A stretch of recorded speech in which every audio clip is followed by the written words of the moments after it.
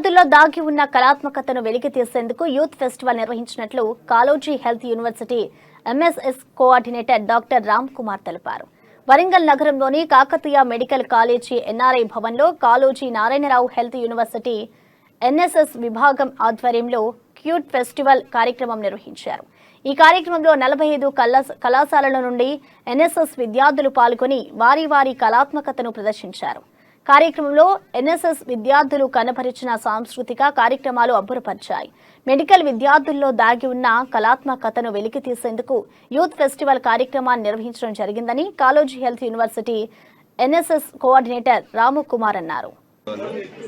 Youth festival conduct చేసుకుంటున్నాము. ఈ youth ఫెస్టివల్లో పిల్లల్లో ఉన్న యొక్క టాలెంట్ని, క్రియేటివిటీని బయటికి తీసుకురావడం కోసము ఎన్ఎస్ఎస్ ప్రోగ్రామ్ ద్వారా సెంట్రల్ గవర్నమెంట్ స్పాన్సర్ చేసిన ప్రోగ్రామ్ ఇది.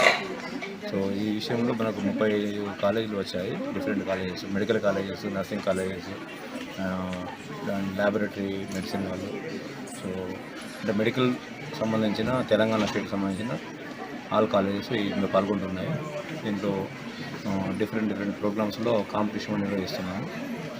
ఇందులో